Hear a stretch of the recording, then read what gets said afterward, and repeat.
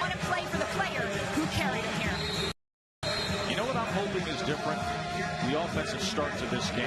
The first meeting, Sean, neither team scored until nearly 6 minutes into the game. If that happens again tonight, don't expect me to be breaking down a whole lot here in the first 5 minutes.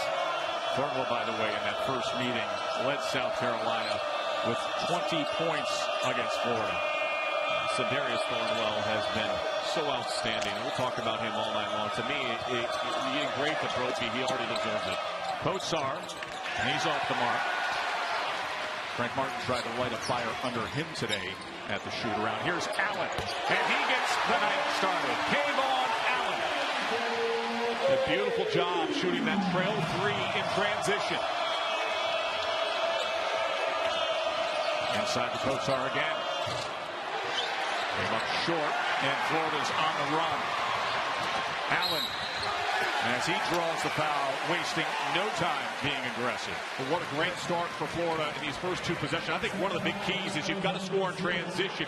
Look at this, a quick throw out. Sedarius Thornwell late in recovering that time, had no awareness of where Allen is. And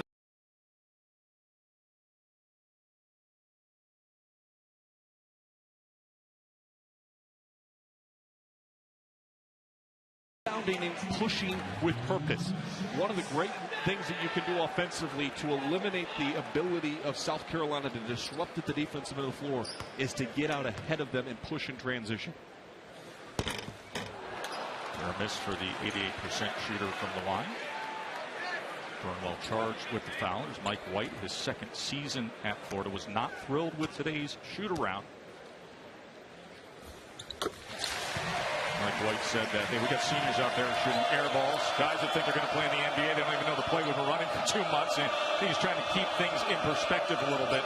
Let them know they got to get back to basics here against a team that beat them in the first go-round.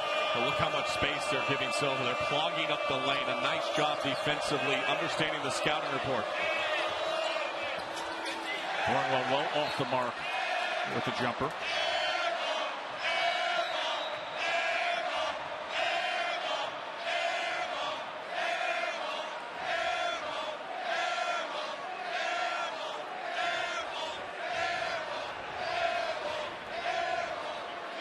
They're looking at the clock just to make sure that it is right.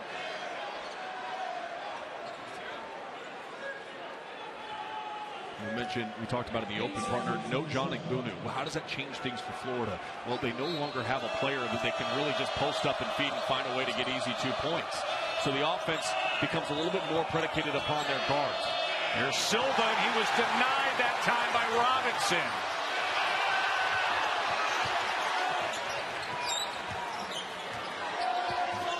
Good job, defensive transition. Watch South Carolina, how they overplay on the wings. They show really hard. A lot of times that can open up a back cut. The cut pass was off the mark, but it goes into the hands that time of the Gators. Back to Hill. Shot clock down to 5 here. Robinson's going to have to force it. That's just a really bad possession of offense and an outstanding one of defense.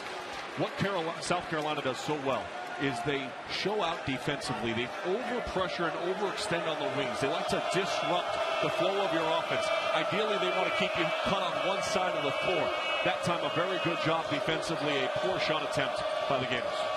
Mentioning the loss of Igbunu, 7.8 points per game, 6.6 rebounds per game for the big man. 6'11" senior, torn ACL, out for the season. Notice. As Dwayne Notice takes notice, well, how about this? And gets South Carolina on the board. Partners, 17% over the last 4 games from beyond the arc. They need to get him going offensively. Frank Martin holds today's shoot-around. For things to change offensively for South Carolina, they need Notice and Dozier to reemerge as consistent scoring options.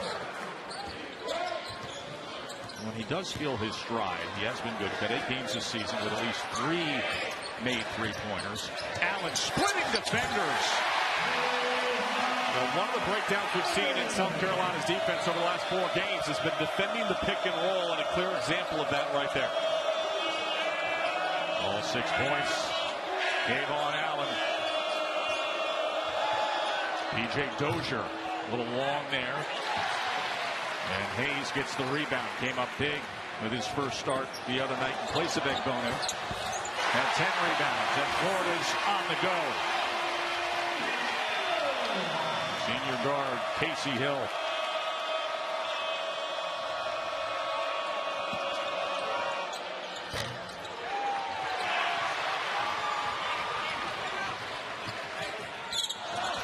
That time denied by Thornwell, chasing it down.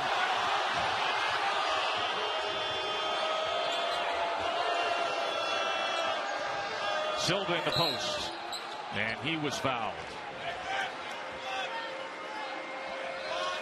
Now had an interesting visit with Frank Martin, and is trying to take hold of this situation here with South Carolina. Says, hey, we got to make shots. You have to score. Can't put too much pressure on our defense. He really struggled down the stretch at Vandy on Saturday. But does he love this group? I mean, he talks about this group in such a positive fashion to you and I, saying from the start of the season to now, this group has been as committed as any group that he's had. They've been focused. They've been attentive in practice. Said the last 2 practices they had prior to arrival is probably the best practices they've had all season long. Usually when you practice well, what happens? You have carryover into the game. Right now, though, Florida's done a really good job pushing in transition. I'd look for Florida to get back in an on-ball screen situation. We've already seen them have success there once. Here it comes. There it is. He's setting it. And good defensive rotation that time by P.J. Dozier. Draws the charge, the offensive foul, and it goes the other way. That's first on Hayes. And there is John Egbono. Suffered that ACL last Tuesday in the win at Auburn. And here's the thing, though. And this is where everything changes. So Hayes is a very good shot blocker. Does a lot of things well for this team. Rebounds the ball offensively. Anything you get really is a bonus for him. But he's athletic and he's quick. Now they go to the depth, and Rimmer is out there on the floor. A very different level of defensive player and different kind of big. He is not as nearly athletic as what Egbono offered, and then going to Hayes. Dozier couldn't get it to go in the lane. Rimmer is the transfer from Stanford, 6'10", 250-pounder. Long rebound out to the hands of Dozier as he glides through the lane and gets it to go. P.J. Dozier is so good at surveying the defense, and if you're going to continue to give up real estate and back up, he's going to continue to attack and finish at the rim. Hill loses control of it. Up ahead trying to get to Silva. And he will head to the line again. So Allen with 6 early, Florida a 1-point lead here in Gainesville. ESPN's exclusive presentation of college basketball is presented by CenturyLink, your link to what's next.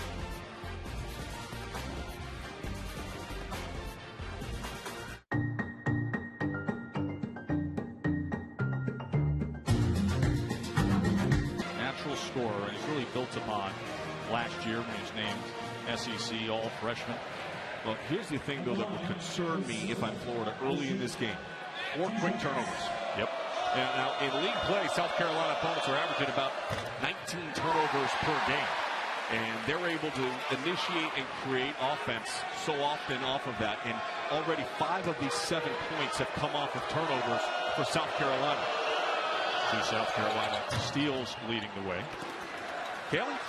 Well, that number of turnovers circled on Mike White's stat sheet, as this was something that these guys focused on all through the week at practice, cutting down on turnovers because they had 16 on nice Saturday. back cut there. And then stepping in to clean it up was Skylar Rimmer. Well, Kelly, that was a great point. Florida with 16 turnovers. You cannot turn the ball over. And here's a steal by Hill. And he'll put it down.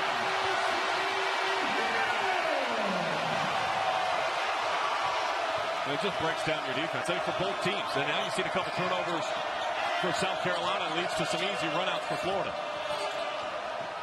Notice bounce pass to Silva, and a good job down on the baseline by Chris Silva.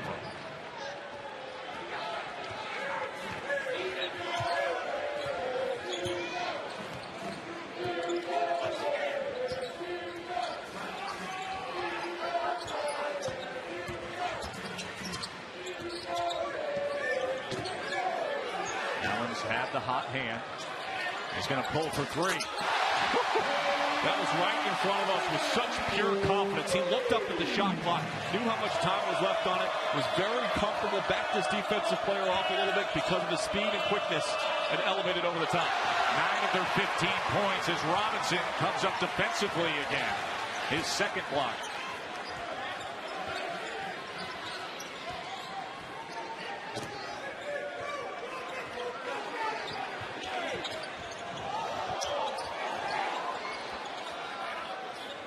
See how the ball's been stuck on this side of the floor, though, this entire possession. Shot clock down to 5. Robinson steps to the right and puts it in. And Robinson playing really well right now. A couple block shots, a nice job creating separation in space. That's a travel call that time on Solo. So you start with defense, and this is what the staple is for Florida. And what you're going to see is Casey Hill fight all the way across over the top here to get the screen and the steal and lead to the easy offense at the other end. And to me, that is what Florida is at its best, is when its defense is flowing. And then confidence-wise, Kayvon Allen has come out, and he's been ready to go from the very start at both ends of the floor. And then Devin Robinson, a nice job for him to get that little separation, step-back jump shot, largest lead of the game for the Florida Gators. You see the work that Hill and Allen have been able to do. Chris Chiozza in the game. 9-2-4 to run.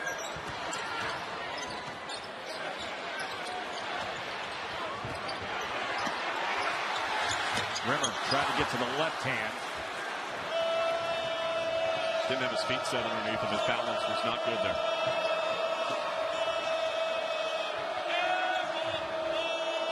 "15-footer back rim from Kotsar, and tracking it down was Chiozza.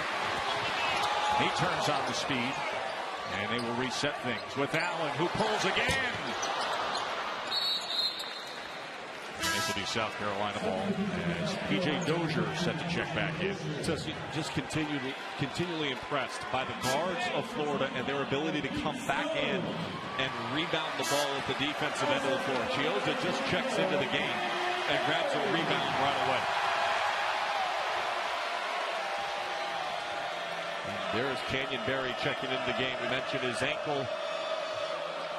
A little ginger, not practiced the last couple of days.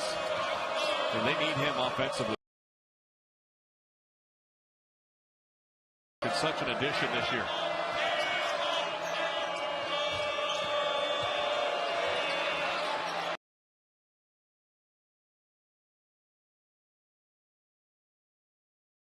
To the post. And this time off the glass, Kotsar able to score.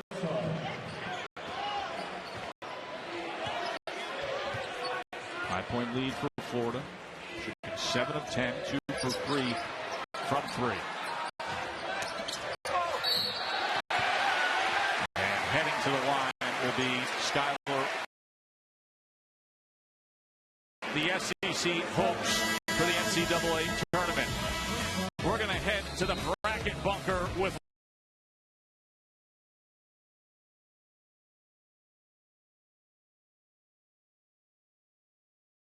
Kentucky. Alabama has 2 more conference wins than Tennessee, and that's bracketology with Joe Lunardi as it sizes up for the SEC right now. Let's bring in Joe live in the Infinity Bracket Bunker. Joe, glad you're with us. What's your overview of the SEC right now from your standpoint?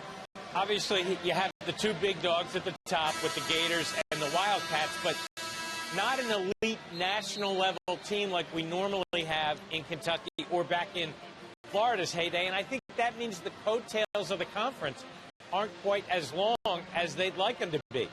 We've been showing the 4 teams in. Tennessee has been in at times, out at times. My concern with the Vols is that all 3 of their good wins, Kentucky, Kansas State, and Georgia Tech, all came at home.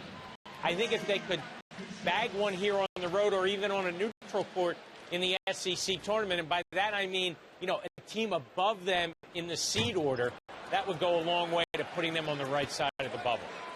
Joe, one of the teams you have above them is TCU. They have a below 500 record in the Big 12. They were beat by Auburn in the challenge that they had at the end of January, and their non-conference strength of schedule is very poor. Why are they above a team like Tennessee? Well, you look at the whole body of work, and in the Big 12, you get more opportunities to post big wins against top 50 opponents than you do in the SEC. Now, if it were up to me, I would require all teams to be tournament eligible, meaning they have to get to 500 in their league, including their conference tournament games. I think that would really enhance the end of the regular season as well as the early rounds of those multi-bid leagues in their conference tournaments. But last time I checked, fellas, I don't have a vote.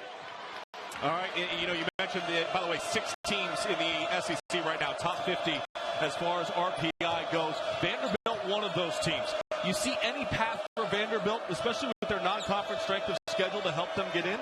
It's decent, but every time I go to move a Vandy or an Ole Miss or an Alabama, you know, they give you a reason to scratch your head maybe by losing a game they shouldn't. And you look up and they're, you know, 13-12 or 14-13, and you go, that's just not a strong enough record overall, given the relative weakness of the SEC compared to the other Power 5 conferences. And, Joe, in terms of the two teams in front of us here, what is the room for error for each of these teams, South Carolina and Florida? Well, let's go in reverse order. You know, Florida's situation is a little bit different now with the injury, and we'll see what they sustain as a level of play going forward. You know, I don't think it's realistic to expect them to beat Kentucky by 20 a second time with a shorter bench. South Carolina, on the other hand, dropped the seed line after the loss to Arkansas. That was bad for the Gamecocks, but actually very good for the conference because it helped solidify the Razorbacks position. I think Florida is ultimately going to be probably a 4 at the end of the day because I think Kentucky will be able to take advantage of the situation and win the conference tournament and be a 3 or maybe a 2.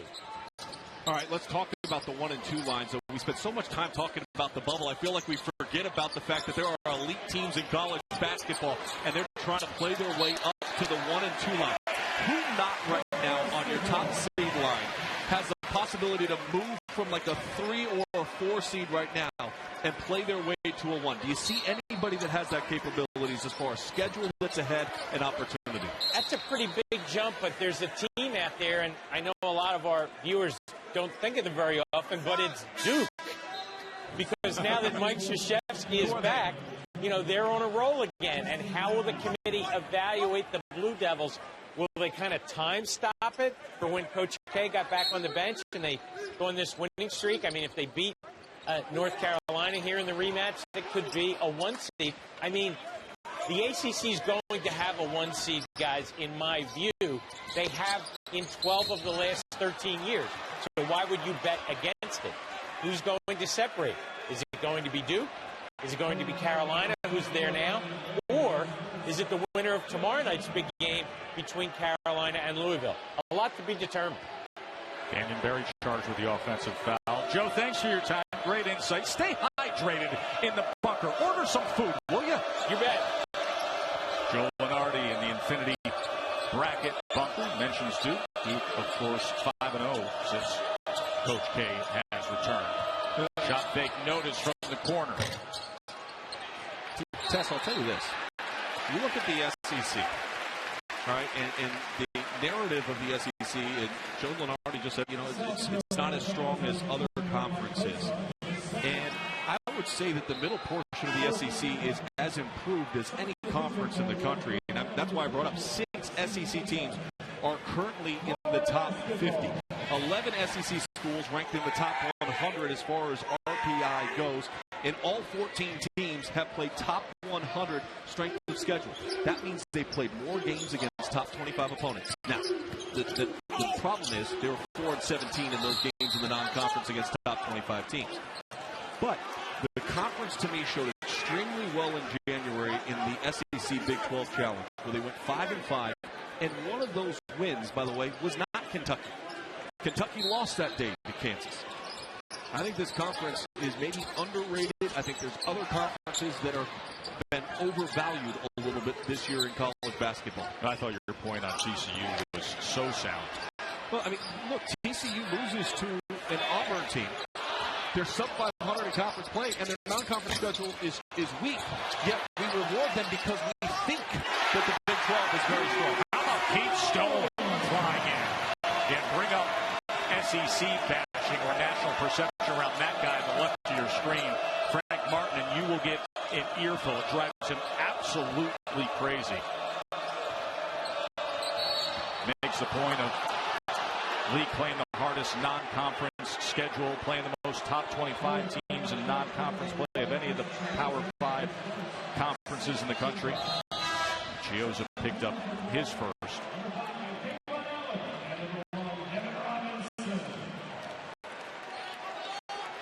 Barry will take a seat.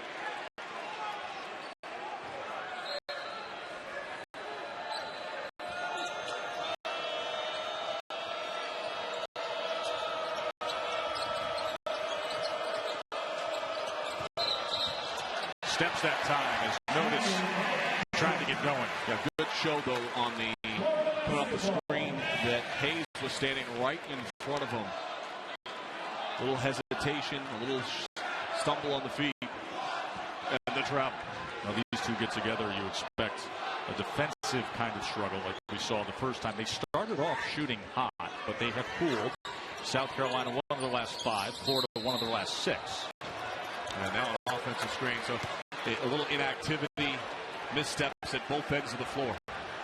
Two teams combined for 55 fouls, shot 62 free throws back on January 18th.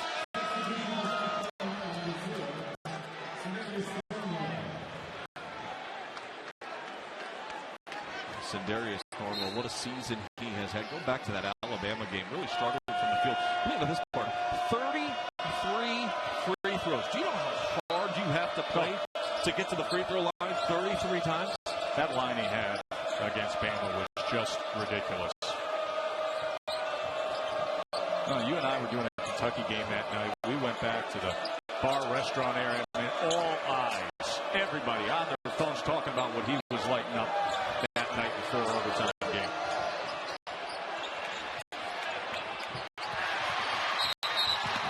There's contact there. I disagree with that call. And Mackey sold it pretty good, didn't he? Mackey sold that extremely well. Casey Hill gets a steal. Mackey runs right into him. And that call goes against Casey Hill. And watch this as he goes out. Yeah, his arm goes out a little bit. But, I mean. That's their 8th turnover. Florida's 8th turnover, 4 more fouls. And now the officials are going to go look at it. I disagree with that call. And look, we're showing to you in slow motion. If you watched it in real speed right in front of us, he grabs the ball and looks like he pushes it out. As he pushes it out, his shoulder goes back. And Mackey runs right at him. Again, this is in slow motion, so what you're seeing is a hand that is, he runs into his hand. The hand is already extended when he meets it. Correct. The hand didn't extend and hit him. I think that's, to me, that's a play on and just let him go. Or if anything, who initiated the contact and ran into him. It's not like Casey Hill searched for him and dove into him. That was a running into Casey Hill.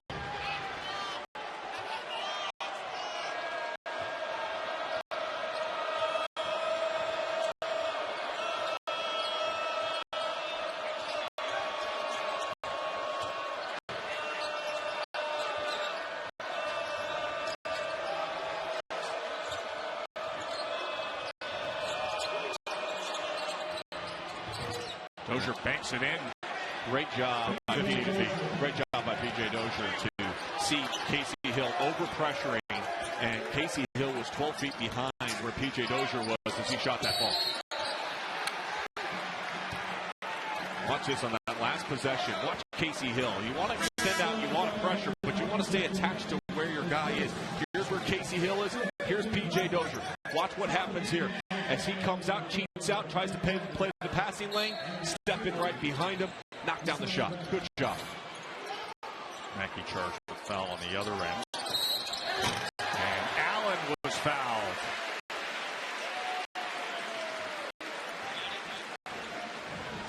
basketball action continues tomorrow night. We've got an ACC doubleheader. Duke and Syracuse will get the night start at 7 o'clock from the Carrier Dome.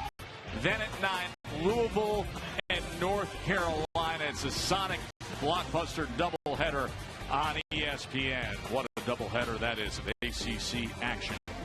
Outstanding matchup, and of course, that Louisville, North Carolina will have the sizzle pop of both teams being in the top 10, and North Carolina 7-0 at home in ACC play, and a lot of that has to do with their ability to rebound the basketball, number 1 in the country. Speaking of which, Sindarius Thornwell, 2 personal fouls on that three-point shot. He'll be going to the bench. Allen's second is good. So Thornwell picks up 2 here. And Silva checks in. And Thornwell will take a seat. This is such a great time of year. You know, you're looking at this game and the importance for both of these teams. Florida trying to maintain its position. Good tiebreaker head-to-head matchup headed to that game against Kentucky this week. It's South Carolina trying to change the tide here a little bit from where they've been recently. How about Allen with 12 points early on here? He has been the lifeline of their offense.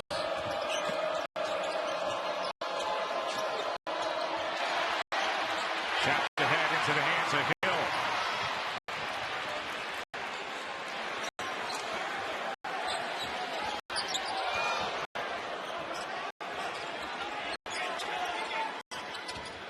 Robinson, long ball, well off the mark. That was not close.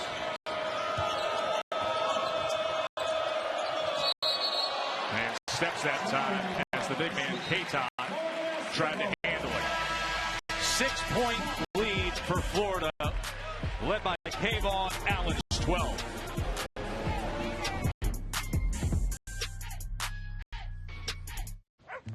I spy something that starts with M. Mickey. Something that starts with B. Boat. Something with F. It's fur truck.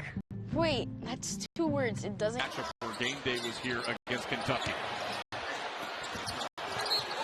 That time Leon wasn't able to get it to go. Checking in with Kaylee. Well, guys, through this 8-game win streak that Florida's been riding, 6 different guys have led the Gators in scoring through that period. I'll give you a guess. Who on this team was not one of those 6? Well, Kaylee, is acquiring minds want to know. You're supposed to guess, Oh, Sean. sorry, Kayvon Allen. And you'd be right by that. Oh. The leading scorer, you could say he's due tonight as he paces his team with 12 points. I didn't want to blow the answer. I did. That's the whole point, Sean. Okay, it's a sorry. trivia question just for you. I thought it was for America. I thought you care more about the masses of America, Kaylee. Justin Leon with his first basket of the night. You didn't answer. Did you think I was supposed to answer that? Absolutely. Okay. I just thought I was laying out, letting her spill her knowledge. Dozier was probing and D-Rob was denying. Robinson's third block. Well, his rotations have been really crisp at the defensive end of the floor. And when Seth Greenberg says, hey, this team has the capability to run deep into the NCAA tournament, it's because of their defense. It's because so much of what they do comes from this end of the floor. Their rotations, their ability to stay connected at the defensive floor is very elite. Another turnover. 5 turnovers in their last 6 trips. Through the lane, but unable to finish was Hill. And into the hands of Keita. Felder. Silva trying to fight for it underneath. And it'll be Florida ball. Now there's that Wednesday doubleheader in the ACC. Should be a good one.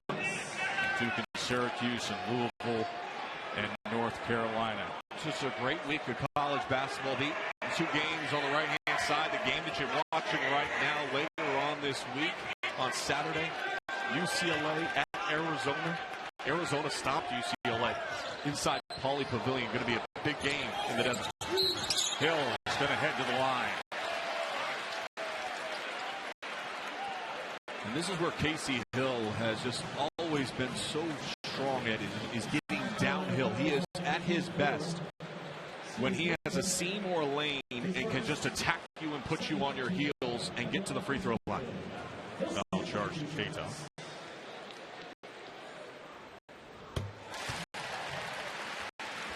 Hill just scored his 1,000th career point this past weekend, we told you. Only one other player in Florida history has 1,000 points, 500 steals. He's been productive throughout his career.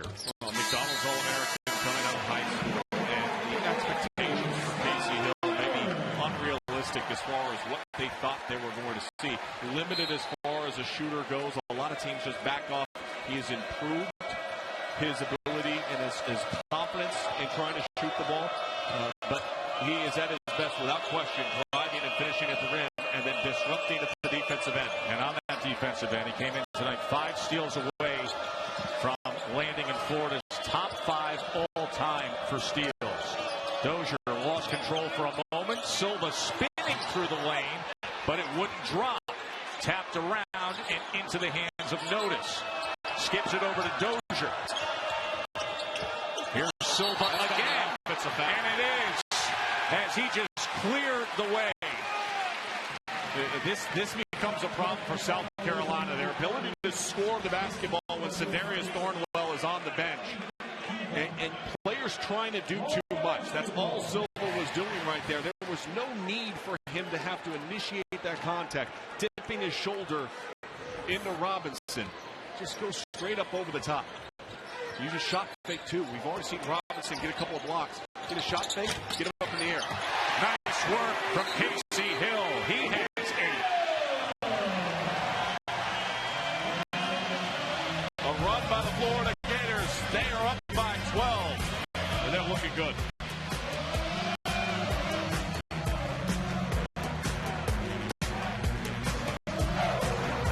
Applebee's all-in burger meal deal for just $9.99. We're talking burger.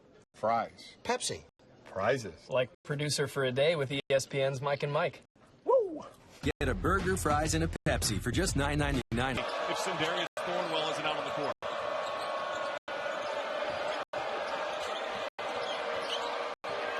Here is Thornwell. Back to Dozier. As they work inside to Silva. No help side on that back line. A good hit and seal by Silva. Good target hand, a nice pass from the wing over the top.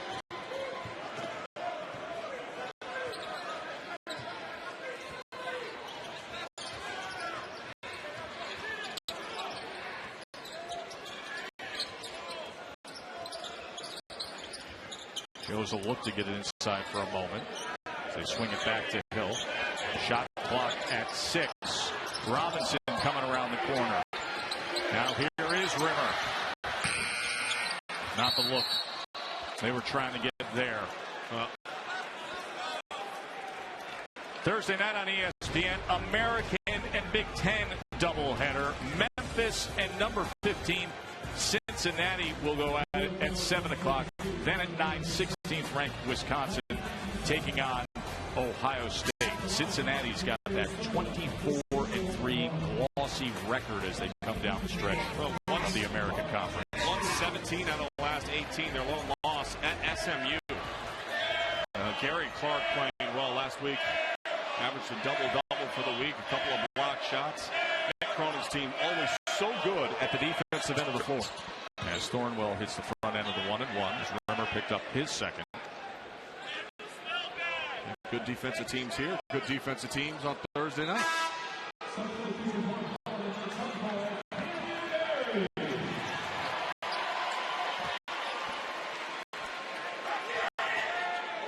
Look at all the numbers. And we talked about the guards and what they're doing. And Kenyon Berry, for Florida to get to that next level, they're going to need him to continue to be the offensive spark plug that he has been off the bench.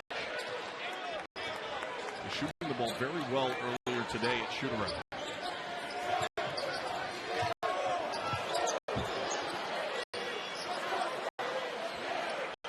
Now this is where South Carolina can lock you up defensively. Look, they haven't even started their offense yet. There's only 15 seconds left to go on the shot clock.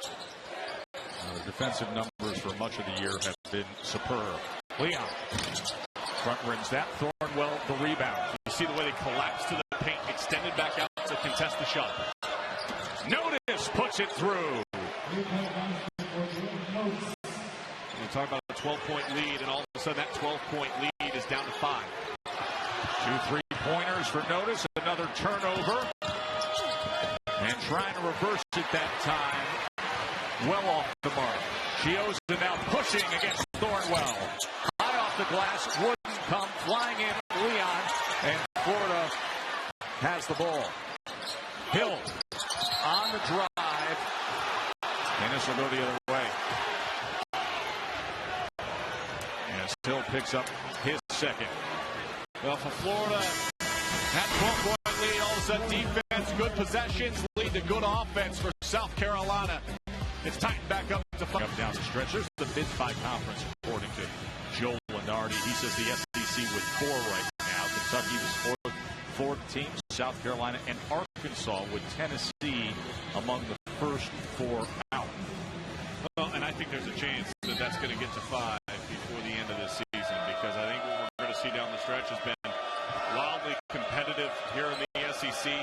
The SEC tournament, you and I, Kaylee, going to be in Nashville, having a great time. Another turnover here. South Carolina on a 7-0 run over the last minute and a half. Pulled back to a 5-point game here.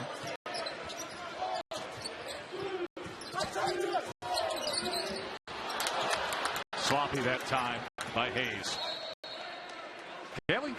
Turnovers, as you guys could imagine, still a point of contention for Mike White. In that last huddle, he was really fixated on the 1 assist to 10 turnovers that the Florida Gators had. He gave them a lesson in the importance of playing under control, gave them some examples of plays where they were out of control, and some fundamentals on how to stay in control. That's the game's 20th turnover, Sean.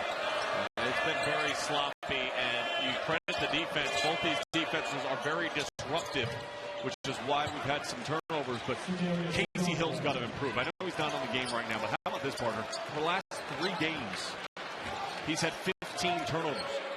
He already has 4 here in the first half of this game. For Thornwell, that was his first field goal moments ago. And here's another one, and on the spin, Dozier couldn't connect.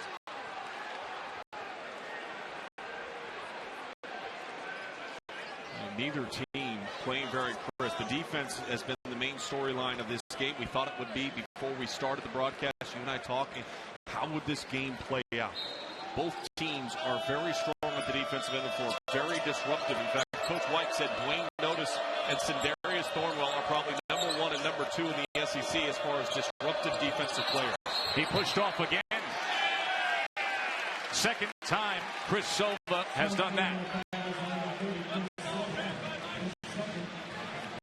Now, Silva's been a scoring option for them, and I think one of the keys is knowing the interior presence isn't necessarily as strong and as deep for Florida. They're playing through Silva, but what Silva's doing is playing for fouls. And because he's trying to get fouls, he's actually fouling himself by initiating that contact. Going a little too far with it. Kind of like me and my impersonation of you at times? Yeah, that's far embellished. That is far embellished. Brilliant. I'll give you credit, brother. Here's Notice crossing over, and yes, he will head to the line and the basket. Scoring in transition, such a premium in this game. Early it was Florida looking at easy looks. Defensively, a poor shot attempt. Sindarius Thornwell throws it ahead. Dwayne Notice playing strong. He's got great shoulders and upper body strength and experience. He can absorb contact and still finish. As Chiozza picks up his second, and Notice able to finish off the conventional 3-point. Florida averages 11.9 turnovers a game, 12 already. It's a 12-0 run for South Carolina. And a tie game here at 28. The key to this game is trying to eliminate the number of scoring droughts and the length of scoring droughts that you have. I mentioned that you go back to that Alabama game. South Carolina finished the half on an 0 for 17 shooting drought at home against Alabama. very good defensive team. Florida at times has struggled to score. Right now they're in one of those droughts. They've got to find a way out of it. Earning the trip to the free throw line is a great place to start, but they've got to start making shots. Speaking of 0 for 17, the first time these two played, Florida was held without a three-pointer for the first time in 850 games. They were 0 of 17 shooting threes against South Carolina. Not that the Gamecocks were lighting it up. They shot overall just 29%.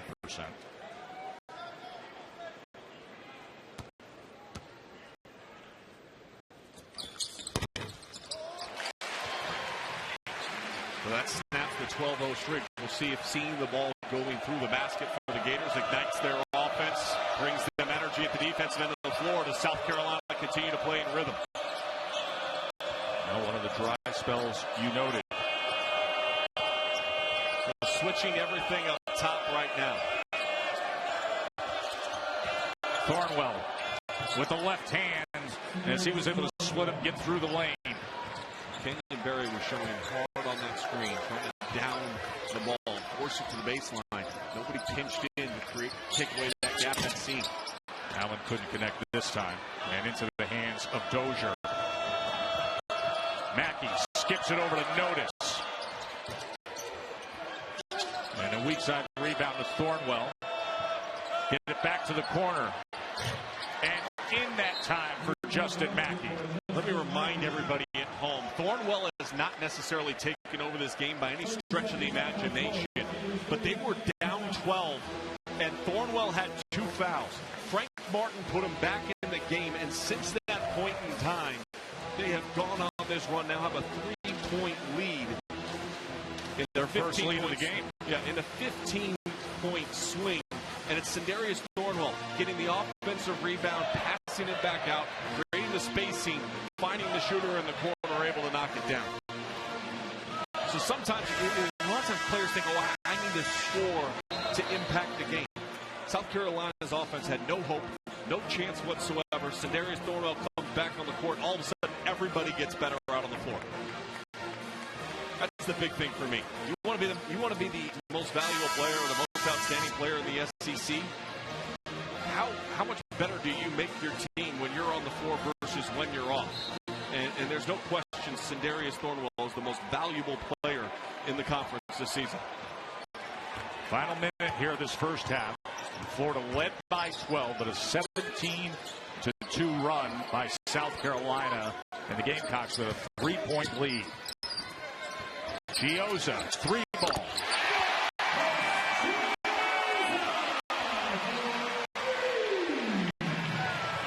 Great floor spacing, ball movement that time for the Gators. And just what they needed. Tied up here.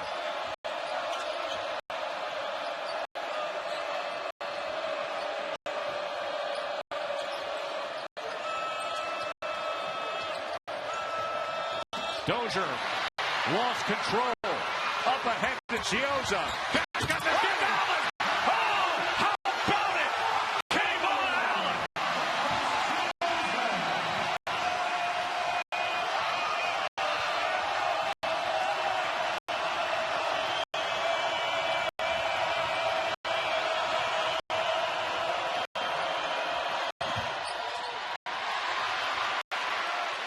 What a way to end the first half. Looking for a spark, looking to try to steal back momentum.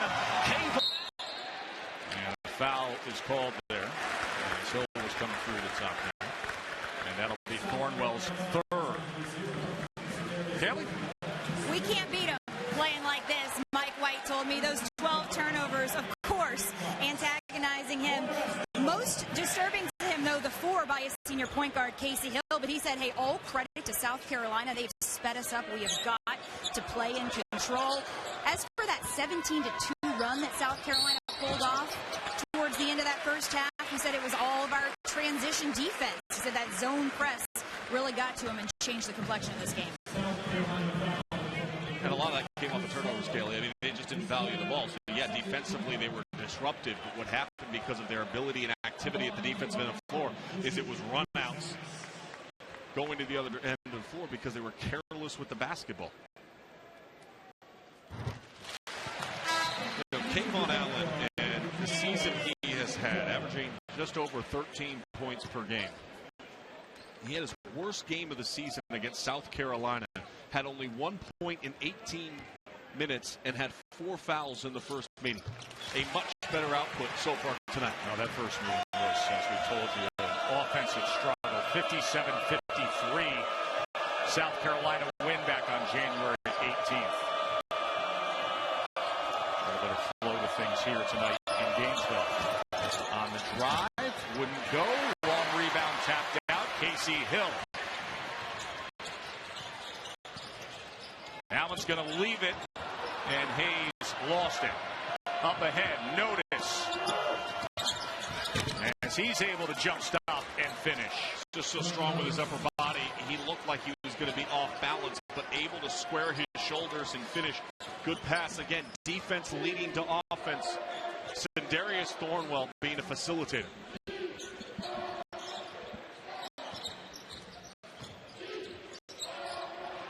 All alone, Hayes. That was a beautiful pass up over the top of the defense by Casey Hill.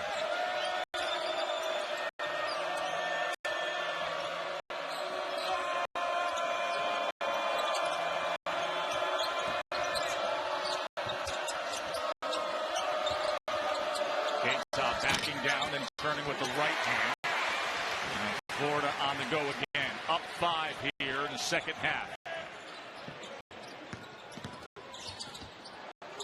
Robinson got himself in traffic. Hill. And the rebound. Dozier stripped away for a moment, but South Carolina secures it with Kotsar. And you just see better activity and movement for Devin Robinson.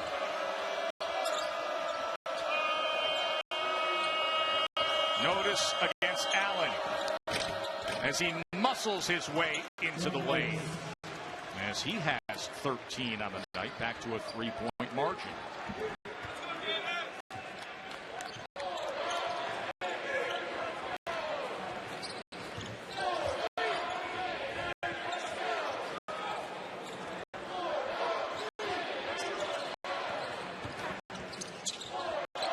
Another look inside to Hayes. Got to find a way to score and get points inside. And that's how Hayes is going to score. Set screens, relocate to open areas, catch the ball, and be able to finish with 2. Well, she has to step up with Agunu out for the remainder of the season with the torn ACL. He did set that the other night. He was in the starting lineup. Had 9 points, 10 rebounds, 4 blocks. And a couple scores here early to help Florida maintain this lead in the second half.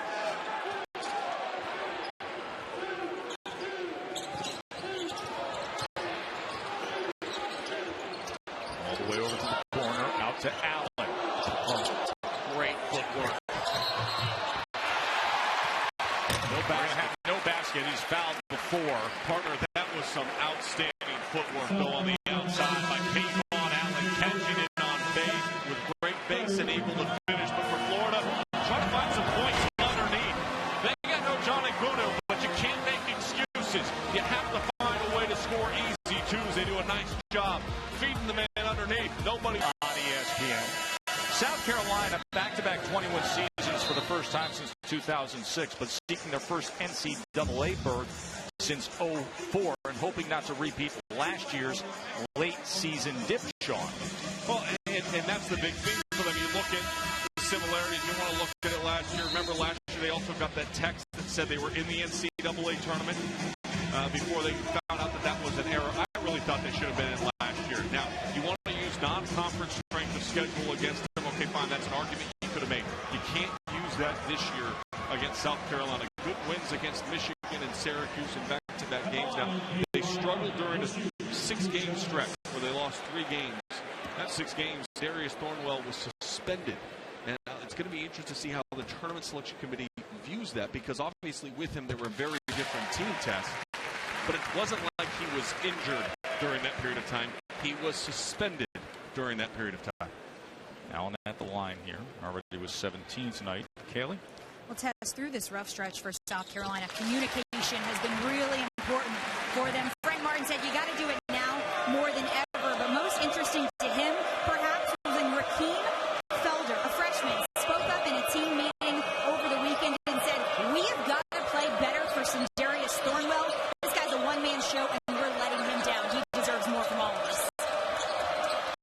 Thornwell being very vocal with the team the other day, saying this isn't going to happen again. Kotsar. I don't think it's going to happen again. I think their resume is good enough right now. Tennessee, Mississippi State, and Ole Miss away. And then, of course, Nashville for the tournament. Good feed through the lane that time. Casey Hill. You want to know where growth comes for a player like Devin Robinson, Tess? 2 years ago, he tries to dunk this ball. And he throws it off the backboard, and we view it as a not top 10 play. Now he's a little bit more experienced. He understands where he's at on the floor. A good finish with his offhand, get the contact, and earn the right to get to the free throw line for a three-point play. You remember that a couple years ago when he tried to dunk from like 20 feet out? We were broadcasting the game together. Oh.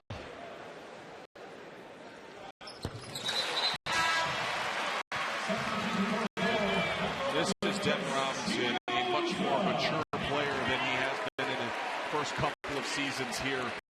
Really bought in. I asked him specifically, I said, what's the difference between the first 2 years and where you're at now? And he says, you know what, I don't care about anything I do. All I care about is winning. I want to help our team win. And he's really bought in. And a clear example of that was actually the last game out. Didn't make a shot from the field. It's one of the oddest box scores you'll ever see, that line that Devin Robinson had. Didn't make a shot, partner, but grabbed 10 rebounds. He still helped his team. He found a way to be valued. Earlier in his career, he'd have no value if he wasn't shooting the ball well. Another turnover. And that was off the heel of Thornwell. Thursday night on ESPN, the American Conference Big Ten doubleheader. We'll check in at 7 o'clock first with Memphis and 15th ranked Cincinnati. Then at 9, Big Ten action with Wisconsin and Ohio State. Wisconsin coming off the win against Maryland this weekend. How about the anticipation? Thornwell. Good job there. Anticipating out of bounds play underneath and read that pass beautifully. It essentially became an outlet pass for Thornwell. Got 12 tonight, averages over 21, averages over 22 in SEC action. Playing with 3 fouls.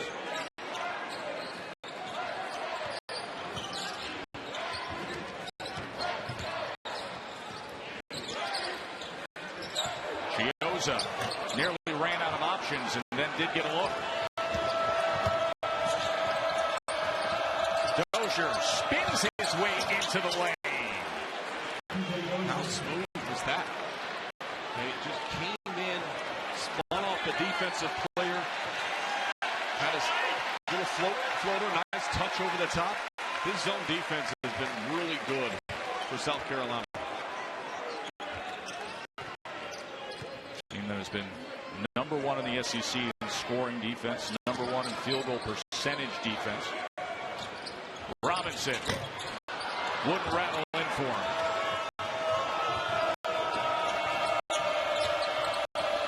Silva in the paint, and he will head to the line.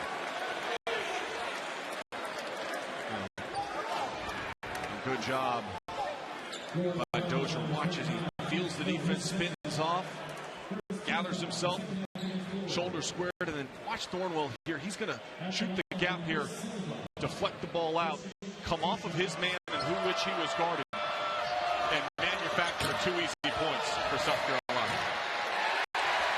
Foul was charged to Keith Stone. So let the line down 4 here.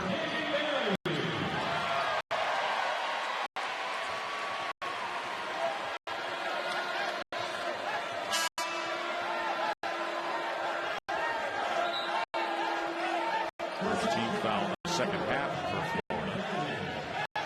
Silva's been a big part of an improving offense at times for South Carolina. When he scores, good things usually happen for the team.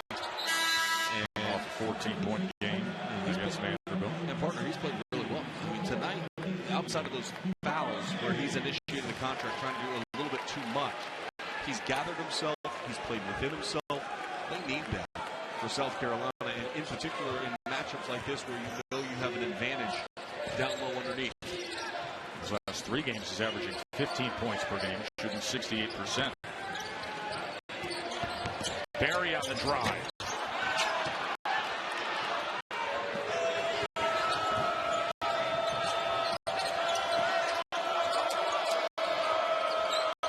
Back into Silva as they denied it.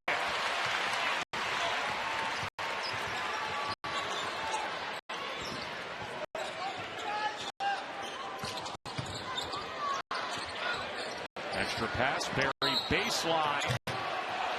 And no shot there as this was on the floor.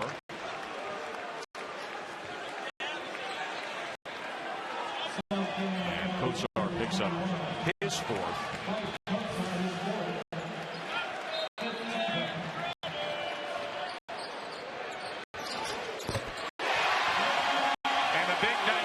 Continues. 21 points for Allen. That was too easy on the out of bounds underneath. Just simple throw right over the top. Nobody's there to contest.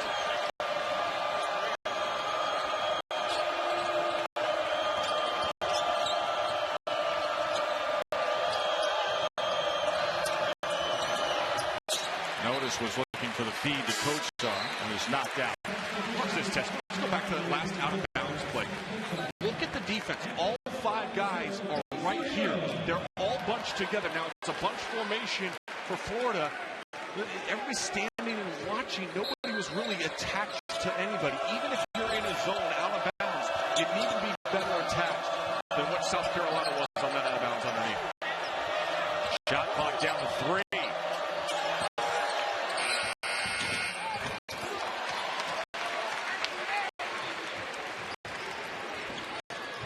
And for Allen, his 9th 20-plus point game this year. Chioza gets it over to D-Ron. And he puts it through. He has 11, and Florida extends the lead.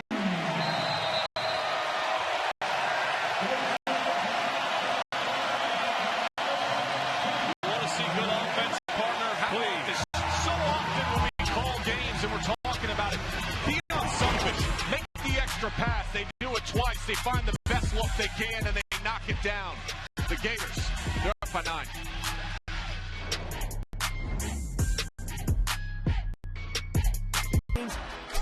One night. Krzyzewski versus Boeheim. Patino versus Williams. This is going to be a blockbuster. Because we going to blow your mind. Should be a good one with Duke, Syracuse, and then Louisville and UNC. Kane, Boeheim, Patino, and Williams. You know, all those teams near the top of the ACC. 5 teams bunched up there. How do you see things playing out there?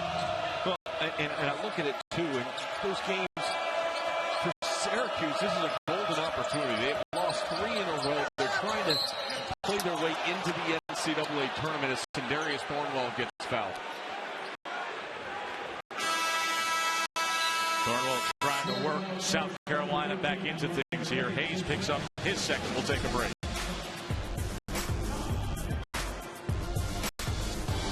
Dr. Crispy, Farmer's Delight, the Ruffler, the Naked Chicken Chalupa with a shell made of fried chicken goes by many street names. I call it dangerous. Beware, it's even harder to resist than Taco Bell's $5 Naked Chicken Chalupa box. Brought to you by the Council and not Taco Bell. Remember when everything you did was for the fun of doing it? BMW's xDrive intelligent all-wheel drive technology senses traction loss and automatically shifts torque to the wheels that need it, so you can go wherever the fun takes you. And now it's available on more models than ever. BMW, the ultimate driving machine. Lease a BMW X3 for as low as $409 a month. Back by popular demand. Outback Steak and Lobster starting at $14.99. For the Florida Gators. 9-point lead for Florida. Allen has 21, Robinson 11. Casey Hill has 8 for the Gators. They have won 8 straight. So Darius Thornwell at the line for the Gamecocks. the ability for Florida to share the ball and that selflessness that Sean's talking about, this team really attributes that mentality to a conversation that they had after their last loss, that one to Vanderbilt, which came right after the loss to South Carolina. They had a 2-hour team meeting. The players did a lot of talking. Guys got their feelings out and talked about why they took a step back and lost back-to-back games. That was when they say this team came together and came to understand what it means to play selfless. Put all your feelings aside and do whatever it takes to win. Point of emphasis from Frank Martin when we visited with him today, as Robinson was fouled that time. And that'll be 4 on Silva.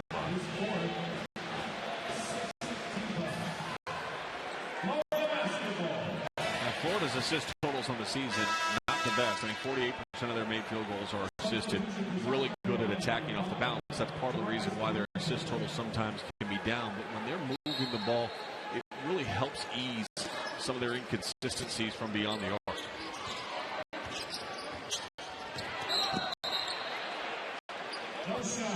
And Chiozza, this will be 1-1.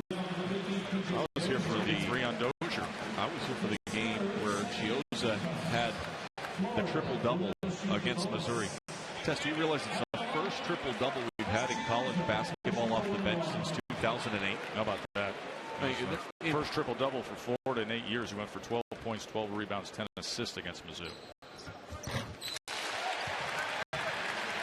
He's been a consistent offensive weapon the last 4 games. Came back against Kentucky, had 9 rebounds and 9 assists, was the SEC Player of the Week to start February then.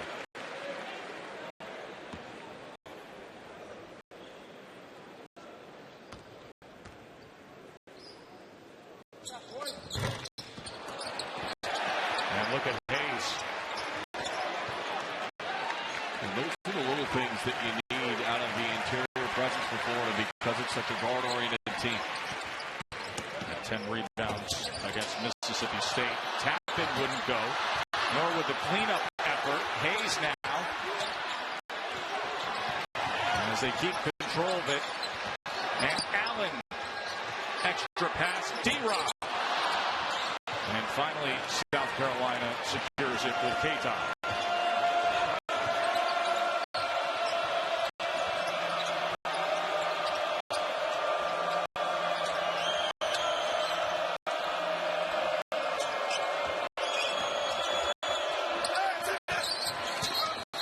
I think he may have gotten a piece of that effort from Dozier. There's going to be a foul on Devin Robinson. Trying to box out underneath. His second. A little bit push and shove. This is the area again. Remember, we saw this in the first half. Florida had itself a 9-point lead. 12, it actually ballooned up to 12 at one point in time. Everything was comfortable, and South Carolina came back on it. We'll see if here in the second half, Florida has the maturity to close this game out at home, or will they give life to the Gamecocks? Rebound by Hayes again.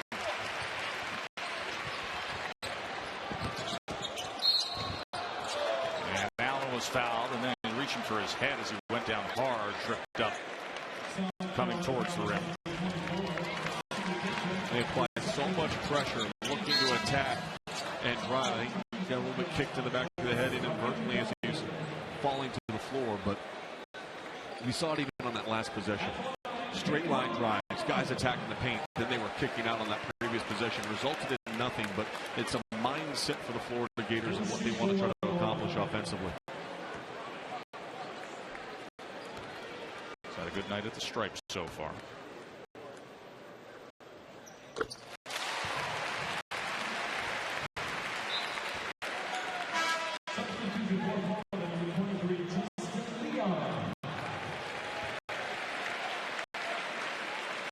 Robinson will take a seat.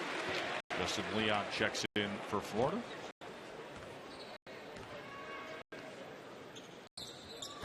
And Allen makes it a 10-point game. 23-point night for Kayvon Allen.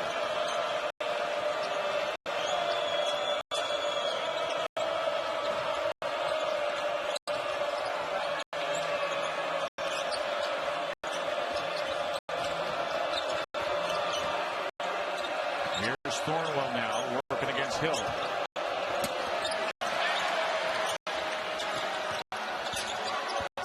Notice. And up and in that time underneath Blaine. What a beautiful pass. Over the top. Soft touch on the drive from the outside by Notice.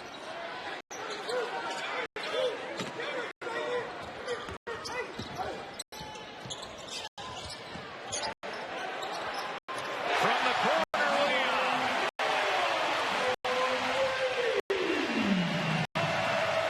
11-point margin here.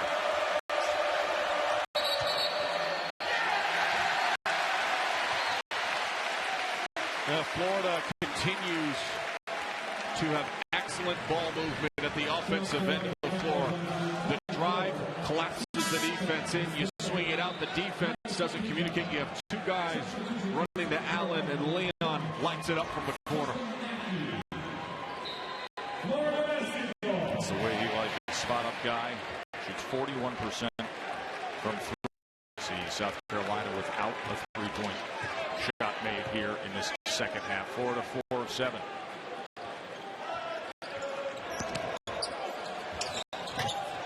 The left hand couldn't get it to go.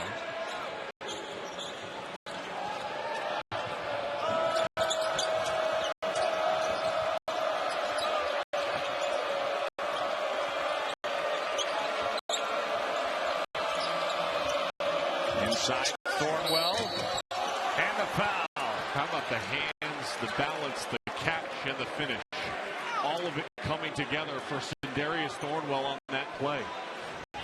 He had the size advantage. He's pinning Sealy. He's calling for it. But a great catch and finish up over the top.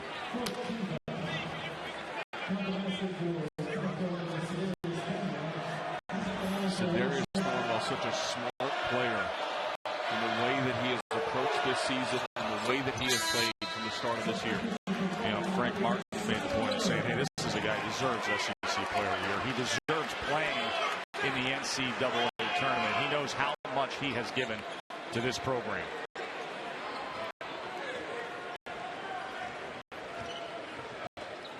Frank Martin has the winningest single season at Kansas State. He has the winningest single season at South Carolina. Gioza, great effort that time. 8 points for Chris Gioza. Back to a 10-point game. Thornwell again.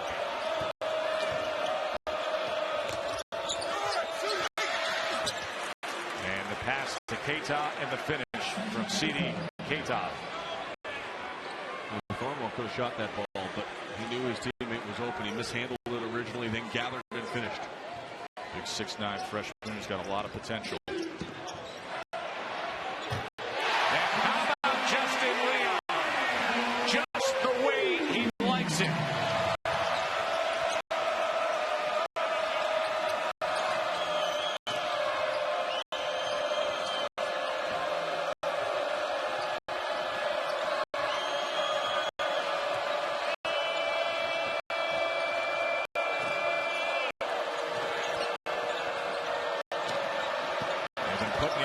Through this guy, gets his own, and taps it back in. Yeah, he just has a great motor, stayed with it, missed the shot, got the offensive rebound, missed that, grab, tipped the ball back in once again. All of a sudden you look down, and he's got 19 points.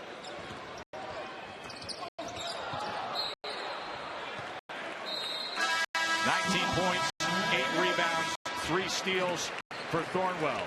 They're going to need a lot more of him here.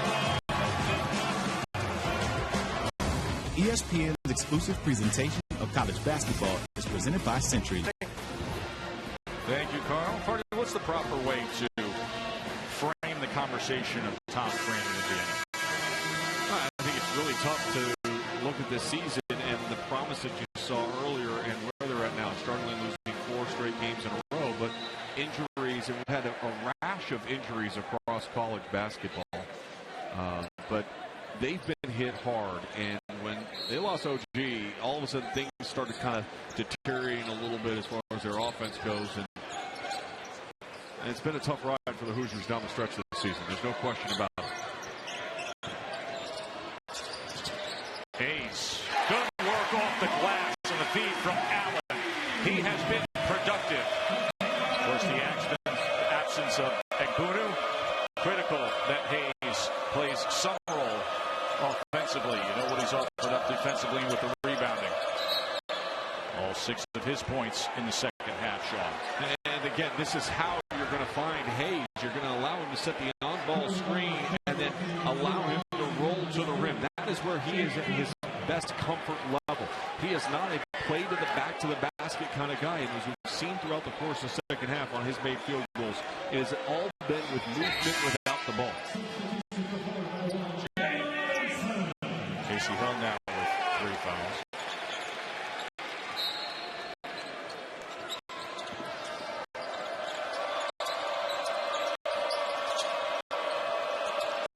As Robinson able to deny the entry as they were looking to get it to Dozier. Devin Robinson, a couple of steals, 3 blocked shots, 4 rebounds. He's had himself a nice game. Offensive there on Hayes, his 3rd.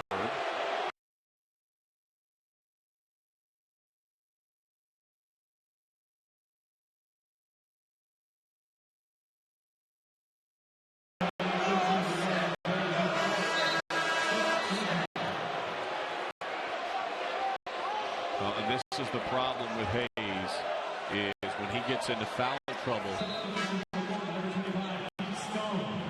4 fouls for Hayes, excuse me. All of a sudden you get really small, and now here comes Keith Stone, and he's been dealing with illness for the last couple of weeks. He had an ear infection, and now he's dealing with some vertigo-type symptoms. Not feeling great about his balance. And, of course, Rimmer, we saw him earlier, the transfer from Stanford. Try to get the ball down low if you can. South Carolina. You don't have a shot blocker out on the floor. Zone defense applied here by the Gators. Long 3 comes up short from Dozier. And tracking at that time was Chiozza. As he's able to wrap around and get free beyond Kotsar. And a foul was called there. That was a little bit of a Houdini act that time. As no discharge with the foul. Well, also a little bit of a hook. Watch his left arm as he grabs the defensive foul. You cannot do that. That's a foul. You cannot act like this. I've gone fishing with hooks that aren't that defined. I love fishing. You like fishing, Tess? I do. Haven't been quite some time. I like going deep sea fishing. No, I don't go for the deep sea stuff. I heard you had a trip in Florida one time, though. Regrettable trip in Florida. Now, Chiozza got away with one and then got a trip to the free throw line out of it.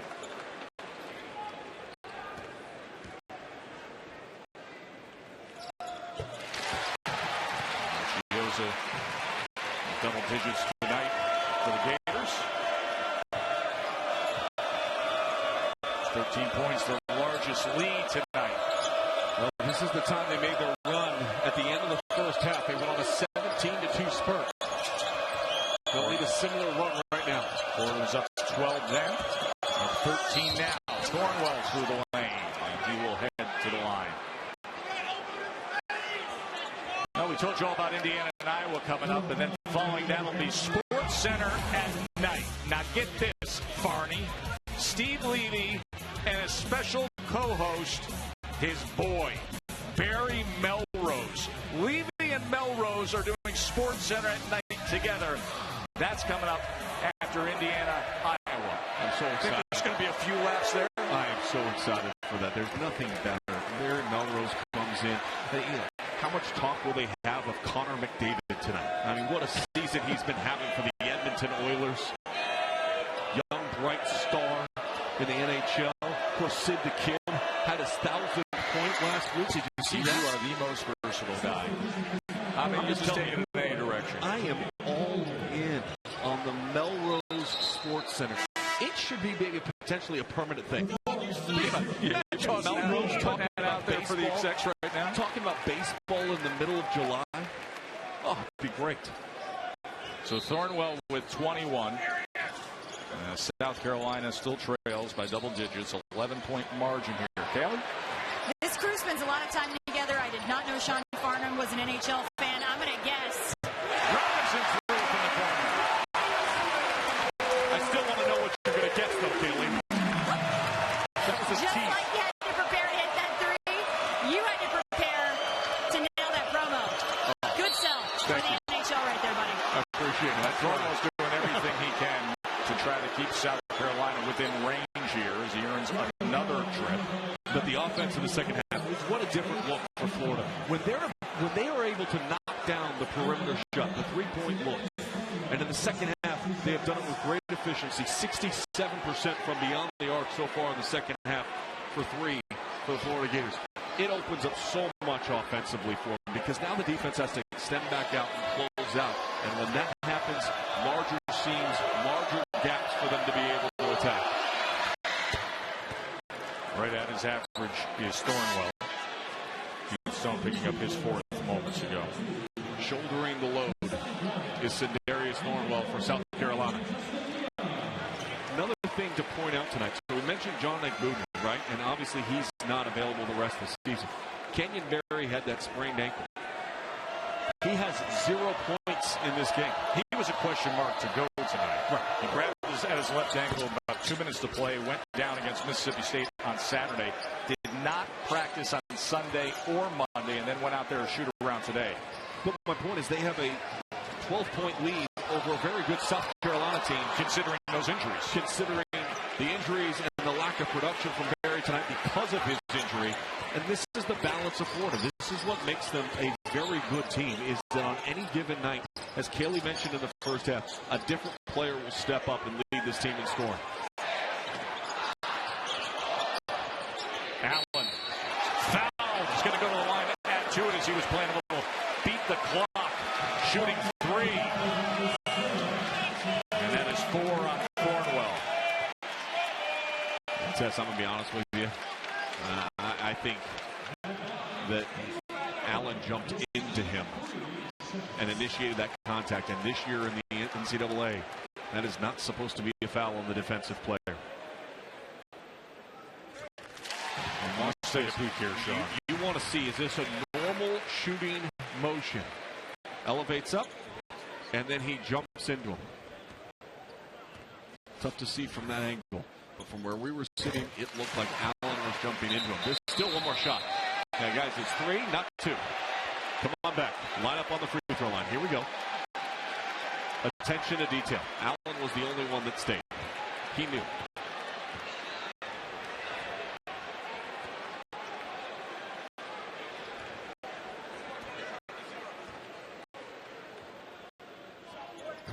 .26 points tonight for Kayvon Allen.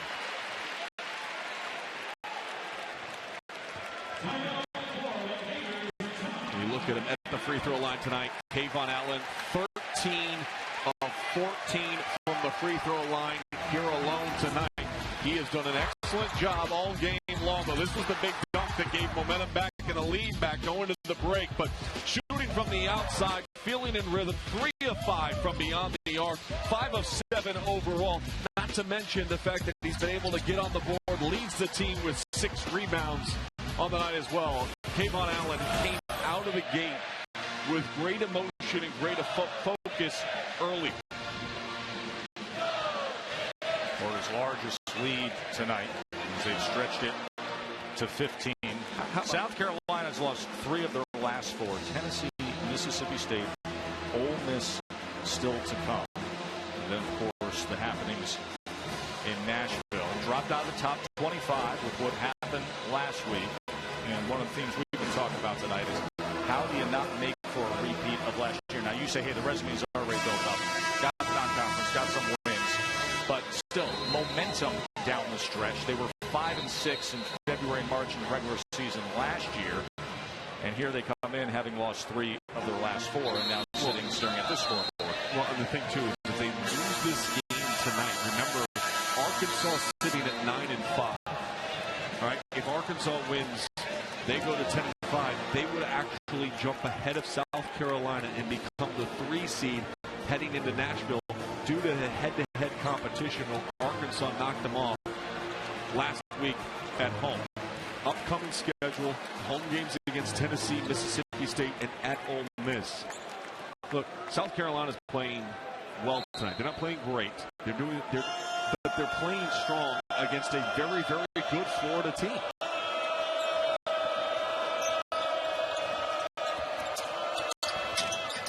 Sliding in was Dozier, got the ball back, then came loose.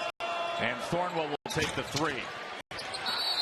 As Notice went up and he was fouled that time. That's on Justin Leon. Elongate this game, get to the free throw line, be aggressive. But you look at, we were talking about it earlier today. You know, I like to draw things on paper, and so I drew out the bracket, and we're looking at, as is today, South Carolina would be the 3 seed and would play the winner of the Auburn-LSU play-in game versus Tennessee. I'll tell you, the team that I wouldn't want to see in Nashville if I was lining up this SEC tournament bracket, Georgia. You realize Georgia is 4 or 5 possessions away from being in 3rd or 4th place in this conference? I mean, just look at the 2 games against Kentucky alone. The A&M game with the 5.6 seconds that were on the clock. Now without Yante Maton on Saturday. To me, what was so impressive about what Mark Fox did was that team with J.J. Frazier. Oh, he's been awesome down the stretch. Just Frazier's been dynamic. Phenomenal as Chioza knocks down the jumper. But no Yante Maton, and yet with a minute left to go in that game, they still have an opportunity to win. Rabbit can't connect. I agree. And Robinson with another rebound. Now, Maton out indefinitely. What does indefinitely mean with a knee sprain? We'll find out. But if he comes back and he's healthy, that's a team I don't think anybody really wants to see in the SEC tournament. As it played out right now, they'd be lined up possibly against Ole Miss, maybe looking to play into another game with Kentucky.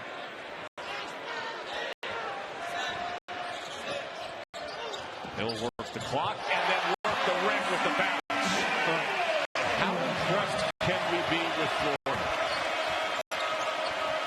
Look, everybody was ready to write them off because John Ekunu went out with his injury, and all they've done is they beat Auburn with a pace of 114 points, then win with half as many points on the road against Mississippi State, and come in tonight, and they are up by 16 points on a very good South Carolina basketball team. An 8-game win streak, looking to extend it to 9. And during this win streak, the win margin has been by over 21 points. They've had 3 wins in excess of 30 points. 4 wins over 20 points during the streak. Chioza had to force it up there. And a violation, shot clock violation. But Florida is absolutely rolling. A big win could lead to a big week of opportunity for the Gators.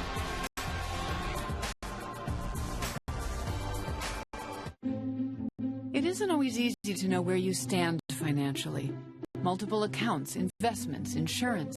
It can leave you wondering how it all fits together. At Northwestern Mutual, we help you see your whole picture. Find out what you truly want, and then together we design a plan to go get it. There's a confidence that comes in knowing what financial security is and doing what it takes to achieve it.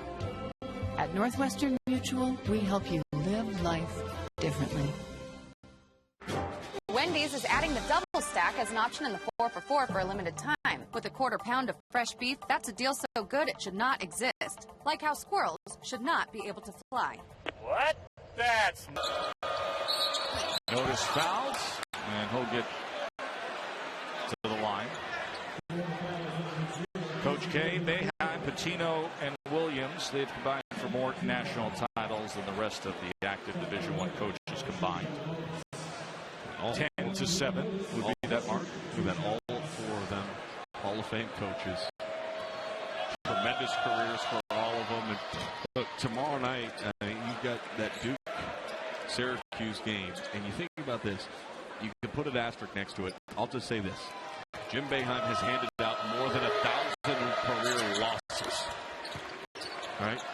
And 1,000 career wins Obviously, some of those have been vacated, but 101 to be exact, vacated by the NCAA. But two coaches that over the course of their career have both handed opponents over 1,000 losses. That's tremendous. And when that recognized by the masses 1,000 win came through for Boeheim recently, Coach K gave him a call. Congratulations. You know what? What I love about Florida has been their discipline and the attention to detail coming out of the half. Allen lost control. As we look at a held ball here, and they'll be going to South Carolina. Just a really focused effort in the second half. Only 3 turnovers. They had 12 in the first half, 15 now in the game. They really settled down there and took control of things. Well, that would be their 4th turnover on that one. But I mean, still, you cut down your turnovers from 12 to 4 in the second 20 minutes, and you see the efficiency numbers go up. That's why you have this comfortable lead on your home floor. Dozier there as going up high for it that time was Hayes to get a piece of it. Gioza knocks it back. Thornwell secures it. Now, last Tuesday, that Florida offensive engine was revving down at Auburn. And Thornwell couldn't get it to drop in. We'll go to the Gators. They scored 114 at Auburn. I agree with you. The statistical anomaly of playing a game last week where you score 114, and then you cut that in half, and you score 57 in the next game. Now, typically, if something like that happens, you go, oh, man, we bottomed out, we lost the next time out, we were too confident. No, they won scoring 114, and then they won scoring 57. Well, and they've proven that they can play at multiple speeds and win. I think that's what makes Florida a dangerous team. Tonight we saw that allowed this lead to balloon up.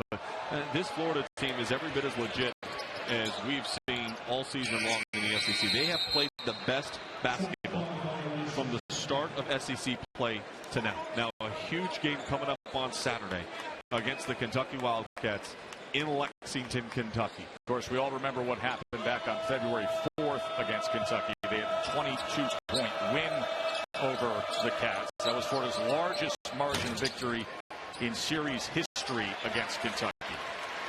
If they go in, if they win Saturday, well, they will be undoubtedly the SEC Conference champions. They will finish out this conference on a high heading into Nashville. This team has so committed to the defensive end of the floor, unselfish at the offensive end of the floor, different guys having big nights, not caring who's getting the credit.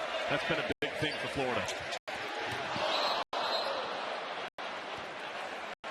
They were plus 25 in rebounding in that first matchup against Kentucky. Without a Gunu, that will be challenged. That margin will not be as large. And let's not forget that Kentucky is a very good team at home at Rupp Arena. Good game coming up, though, afterwards. An important game for Indiana, Iowa. Big Ten matchup.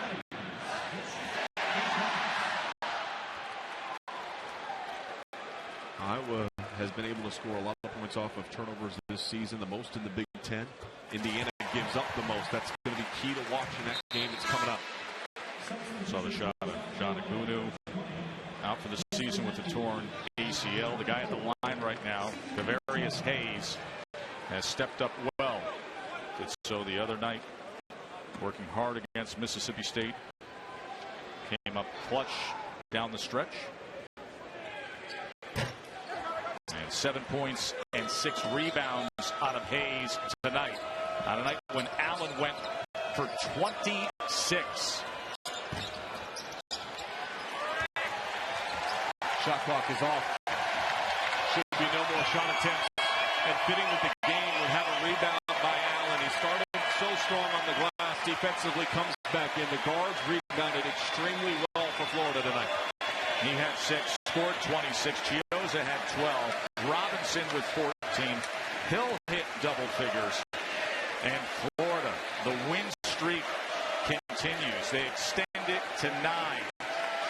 And a trip to Kentucky is up next. Mike White in his second year with Florida. He has got this program humming once again. 81-66. They're going to get that chance to try to sweep the Cats